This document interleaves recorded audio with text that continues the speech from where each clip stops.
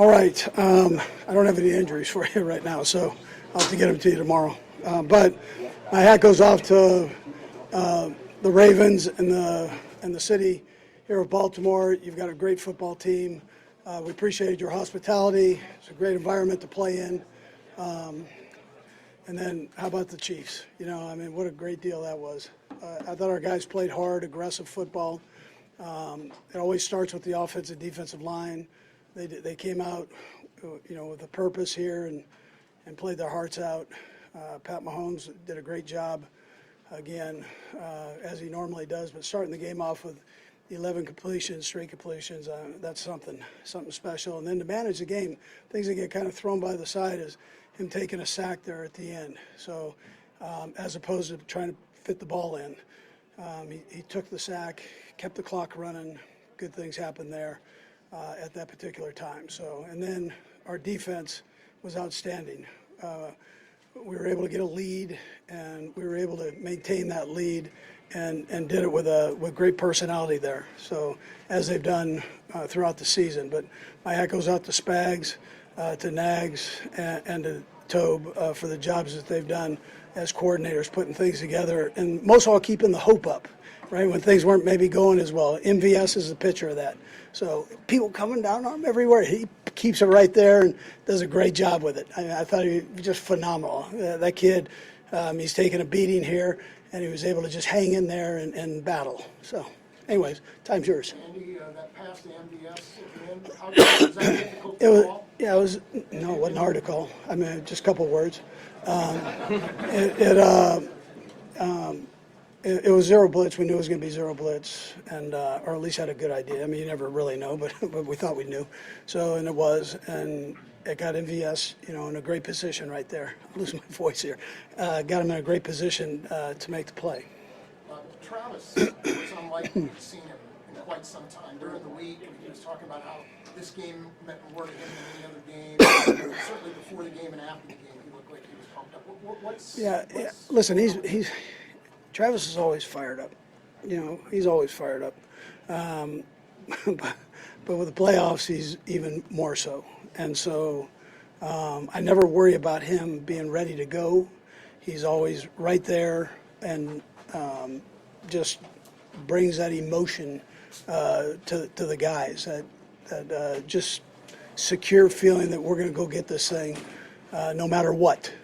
And don't think of anything opposite that. We're going to get it. So I appreciate his attitude always.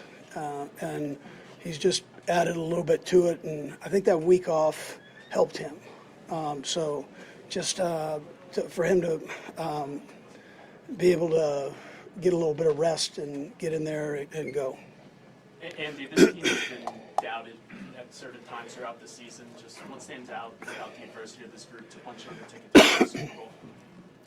Yeah, I mean, easily you could fold.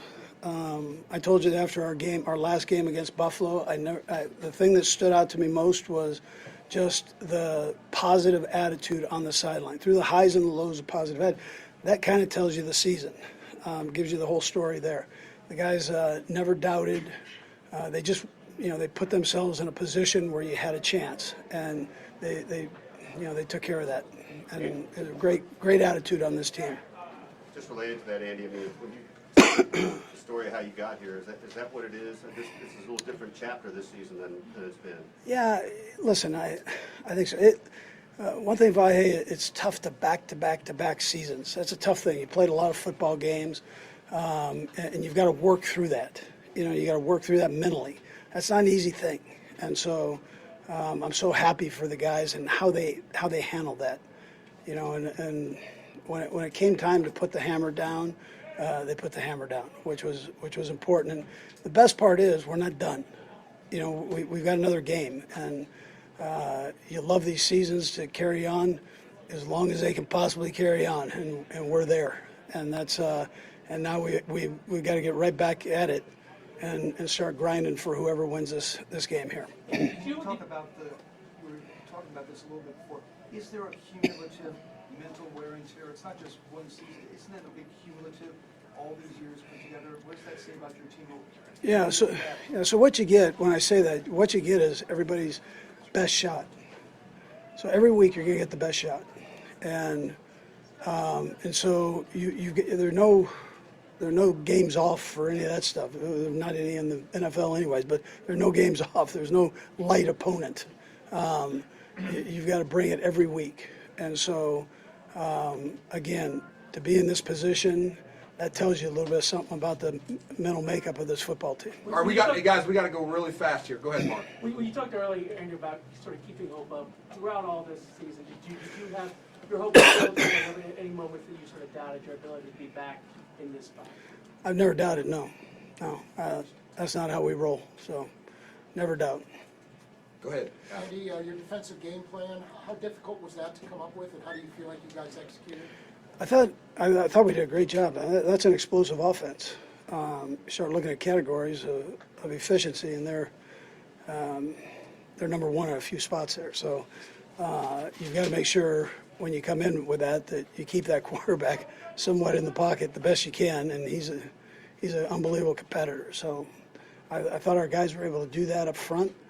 I thought our linebackers did a good job. We asked them to not only cover tight ends, a great tight end, but also these receivers at times. So we could, Spags had a variety of things he was throwing at them, at the offense, and I thought our guys did a nice job with all that. Last one. And Coach, speaking of defense, the defensive guys had shirts that said "It's Spags We Trust." Just want to get your thoughts on it. Yeah, no.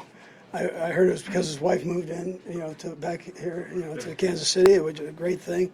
She's also a phenomenal cook. We appreciate her desserts. She makes great banana cream pudding, which she's done every week this season. So, anyways, Spags, I've known him a long time, since the old college days. So I just appreciated his effort and putting all these game plans together. He's not, he and I are about almost the same age, so we've seen a couple games. All right.